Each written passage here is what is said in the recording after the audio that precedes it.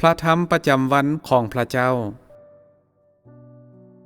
ความรู้เป็นเวลาหลายพันปีเกี่ยวกับวัฒนธรรมโบราณและประวัติศาสตร์แม้นได้ปิดความคิดแนวความคิดและทัศนคติทางด้านจิตใจของมนุษย์อย่างแน่นหนาซึ่งเฮ็ดให้พวกเขาเหนียวแน่นและเป็นสารที่บ่สามารถเสื่อมสลายมนุษย์ดำรงชีวิตอยู่ในวงจร18ของนรกคือกับว่าพวกเขาถูกพระเจ้าขับไล่ให้ไปอยู่คุกใต้ดินโดยบ่ให้เห็นแสงสว่างอีกเลยความคิดแบบศักดินาได้กดขี่ผู้คนจนพวกเขาเกือบบ่สามารถหายใจและหายใจบ่ได้พวกเขาบ่มีเหือแห้งแม้นแต่น้อยเดียวที่จะต่อต้านพวกเขาได้แต่อดทนและอดกลั้นอย่างเงียบๆบ่เคยมีผู้ใดกล้าที่จะต่อสู้หรือลุกขึ้นสู่เพื่อความยุติธรรมและความเที่ยงธรรมแต่ละมื้อและแต่ละปีผู้คนดำรงชีวิตอยู่ห้ายกว่าสัตว์ภายใต้การทำให้และการข่มเหงของหลักการศักดินาพวกเขาบ่เคยคิดที่จะแสวงหาพระเจ้าเพื่อมีความสุขอยู่ในโลกมนุษย์มันคือกับว่าผู้คนถูกตีลงจนถึงจุดที่ว่า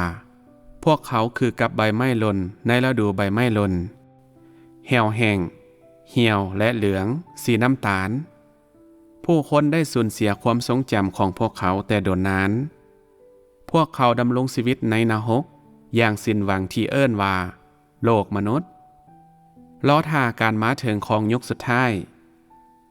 เพื่อว่าพวกเขาอาจจะดับสูญไปพร้อมกันกับนรกนี้คือกับว่ายุคสุดท้ายที่พวกเขาปรารถนาแม้นมื้อที่มนุษย์จะได้รับความสงบอย่างมีความสุขหลักการของศักดินาแม้นได้นำเอาชีวิตมนุษย์ไปสู่แดนมรณะเฮ็ดให้กำลังต่อต้านของมนุษย์อ่อนแอลงการกดขี่ทุกรูปแบบได้ยั่วมนุษย์ตกลงสู่แดนมรณะเลิกยิ่งขึ้นเรื่อยๆและห่างไกลออกจากพระเจ้าเทื่อละก้าวจนถึงปัจจุบันนี้เขาได้กลายเป็นคนแปลกหน้าต่อพระเจ้าอย่างสิ้นเชิง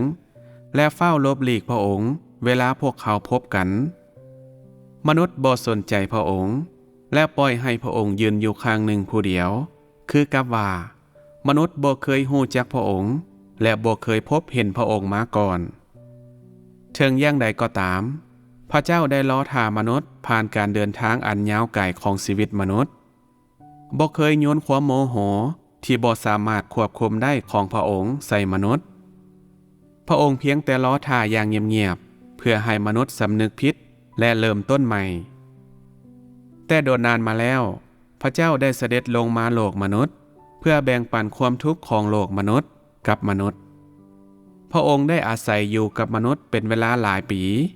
แต่บ่มีใครได้ค้นพบการมีอยู่ของพระองค์พระเจ้าได้แต่อดทนอยู่อย่างเงียบๆต่อความทุกข์ทรมานของความสกปรกในโลกมนุษย์ในขณะที่ดำเนินภารกิจที่พระองค์ได้นำมาสู่ผู้คนพระองค์สืบต่ออดกั้นเพื่อความประสงค์ของพระเจ้าพระบิดาและเพื่อความต้องการของมนุษยชาติพระองค์ประสบกับความทุกข์ที่มนุษย์บ่เคยประสบมาก่อนอยู่ต่อหน้ามนุษย์พระองค์ได้ล้อท่าเขาอย่างเงียบๆและอยู่ต่อหน้ามนุษย์พระองค์ได้ทอมตัวพระองค์เองเพื่อความประสงค์ของพระเจ้าพระบิดาและพร้อมนั้นก็เพื่อความต้องการของมนุษยชาติอีกด้วยความรู้เกี่ยวกับวัฒนธรรมโบราณได้ลักเอามนุษย์อย่างลับๆจากการสถิตของพระเจ้าและมอบเขาให้แก่กษัตริย์ของพวกผีร้ายและลูกหลานของมันหนังสือทั้ง4และวรรณคดีสั้นยอดทั้ง5ได้เอาความคิดและแนวความคิดของมนุษย์เข้าสู่อีกยุคแห่งการกบฏเฮ็ดให้มนุษย์เสิร์ชสู่ผู้ที่เขียนหนังสือและวรรณคดีสั้นยอดของสารบานเพิ่มยิ่งขึ้นและผลตามมาก็คือเฮ็ดให้แนวความคิดของเขาเกี่ยวกับพระเจ้าห้ายแห้งขึ้นกว่าเก่ากษัตริย์ของพวกผีร้ายได้โยนพระเจ้าออกจากหัวใจของมนุษย์อย่างให้ความปราณีโดยที่พวกเขาบ่รู้ตัวและหลังจากนั้นมันเองก็มาอยู่ในหัวใจของมนุษย์ด้วยความดีอกดีใจอย่างมีไสสนะนับแต่เวลานั้นมามนุษย์แม่นถูกครอบงำโดยวิญญาณที่ขี้เหอะและด้วยใบหน้าของกษัตริย์ของพวกผีร้าย ความเกลียดชังพระเจ้าเต็มอยู่ในเอิกของเขาและความปองห้ายอย่างซัวซ่าของกษัตริย์ของพวกผีห้ายก็แพร่ลามภายในมนุษย์แต่ละมือจนเขาถือกลืนกินอย่างสมบูรณ์มนุษย์บ่มีอิสระอีกต่อไปและบ่มีทางหลุดพ้นออกจากการพัวพันอย่างแน่นของกษัตริย์ของพวกผีห้ายได้มนุษย์บ่มีทางเลือกนอกจากถูกจับกลุ่มอยู่กับบ่อนยอมจำนนต่อมันและล้มลงยอมอ่อนน้อมอยู่ต่อหน้ามันโดนนานมาแล้วเมื่อหัวใจและจิตวิญญาณของมนุษย์ยังอยู่ในวัยเด็กกษัตริย์ของพวกผีห้ายได้ปลูกเม็ดพืชของก้อนเนื้อแห่งลัทธิเทวานิยมใส่ในหัวใจและจิตวิญญาณของเขาสอนความคิดผิดๆให้กับเขาเช่นการศึกษาวิทยาศาสตร์และเทคโนโลยีรับรู้นโยบาย4ทันสมัยและในโลกนี้บ่มีพระเจ้าบ่เพียงแต่เท่านั้นมันยังประกาศซ้ำแล้วซ้ำอีกว่าให้พวกเขาอาศัยแรงงานอันโดมันของพวกเขาเพื่อสร้างบ้านเกิดเมืองนอนที่สวยงามโดยห้องขอให้ทุกคนเกียมพร้อมแต่วัยเด็กเพื่อรับใช้ประเทศศาสตร์ของพวกเขาอย่างซื่อสัตย์มนุษย์ถูกนำมาอยู่ต่อหน้ามันโดยที่บ่ฮู้ตัวซึ่งมันแอบอ้างสิทธิ์เอาความดีความชอบให้กับตัวเองโดยบ่ลังเลใจหมายถึงความดีความชอบของพระเจ้าสำหรับการถือมนุษย์ศาสตร์ทั้งหมดอยู่ในมือของพระองค์มันบ่เคยมีความรู้สึกละอายใจยิ่งไปกว่านั้นมันยังได้จับกลุ่มเอาคนของพระเจ้าและลากพวกเขากลับไปเฮือนของมันโดยบ่ละอายใจกงกันข้ามมันโดดขึ้นโต๊ะคือกับตัวหนูและให้มนุษย์บูชามันคือกับพระเจ้าจังแม่นมันสร้างสินคิดแท้ๆมันห้องอย่างอัปยศที่น่าตกใจออกมาว่าบ่มีพระเจ้าในโลกลมมาจากการวิวัฒนาการอิงตามกฎเกณฑ์ทางธรรมศาสตร์ฝนตกเมื่อมีอายน้ำที่ปะทะกับความเย็นแล้วกันเป็นละอองน้ำที่ตกลงสู่แผ่นดินโลกแผ่นดินไหวแม่นการสั่นสะเทือนของพื้นแผ่นดินโลกย้อนการเปลี่ยนแปลงทางภูมิศาสตร์ความแห้งแล้งแม่นมาจากความแห้งในอากาศที่เกิดจากการแตกของพลังปรมาณูในนาพื้นของดวงตะเวนนี่แม่นปรากฏการณ์ทางธรรมศาสตร์แล้วในทุกสิ่งนี้มีส่วนใดที่เป็นการกระทำของพระเจ้าบ่มีผู้คนถึงกับห้องออกเป็นคำแถลงการณ์คือกับคำแถลงการณ์ดังต่อไปนี้ที่บ่ควรห้องออกมาว่าในบูหานตการมามนุษย์แม่นวิวัฒนาการมาจากทนี้และโลกในปัจจุบันแม่นสืบทอดมาจากสังคมโบราณประมาณ1,000 ล้านปีผ่านมาประเทศชาติจะหุ่งเหืองหรือล่มจมทั้งหมดแม่นอาศัยมือของประชาชนในเบื้องหลังแล้วมันเฮ็ดให้มนุษย์ห้อยมันไว้อยู่ถึงฝาและวางมันไว้ถึงโต๊ะเพื่อบูชาและถวายเครื่องบูชาให้กับมันในขณะเดียวกันมันก็ห้องว่าบ่มีพระเจ้ามันแต่งตั้งมันเองเป็นพระเจ้าโดยยู่พระเจ้าออกจากขอบเขตของแผ่นดินโลกบ่มีพิธีลีตอง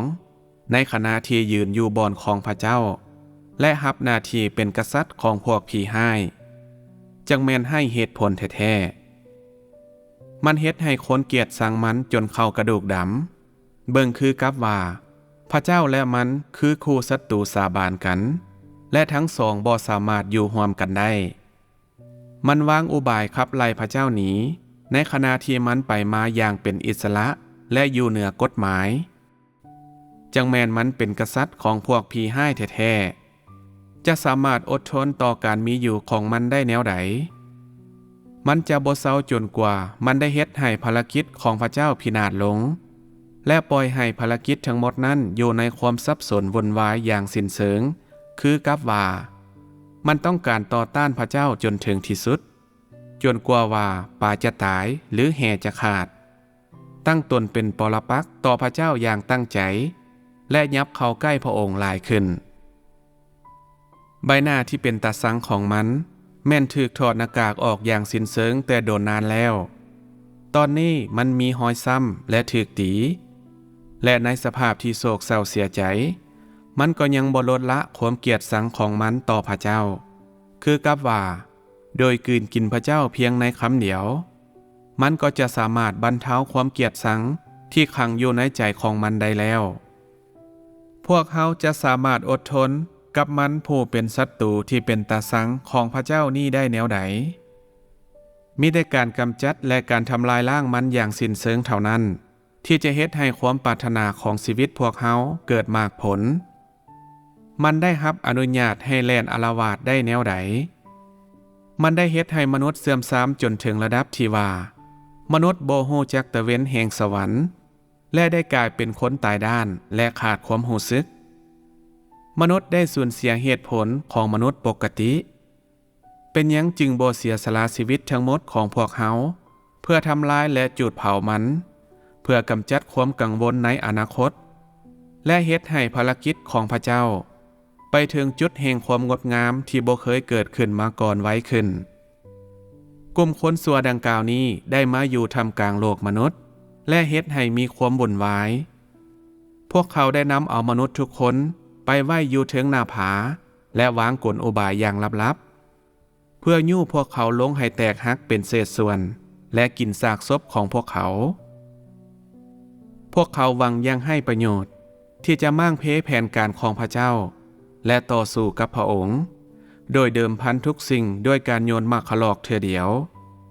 สิ่งนี้บ่ได้ง่ายเลยความจริงแล้วไม้กางเขนได้เกี่ยมไว้แล้วสำหรับกษัตริย์ของพวกผีร้ายที่มีความผิดอาชญากรรมที่ร้ายแรงที่สุดพระเจ้าบ่ได้อยู่กับไม้กางเขนพระองค์ได้โยนทิ่มมันไว้ทั้งข้างเพื่อผีร้ายแล้วพระเจ้าได้รับชัยชนะแต่โดนมาแล้วและบ่ได้รู้สึกโศกเศร้ากับความบาปของมนุษย์ชาติอีกต่อไปแต่พระองค์จะนำเอาความหลอดพ้นมาสู่มนุษย์ชาติทั้งหมด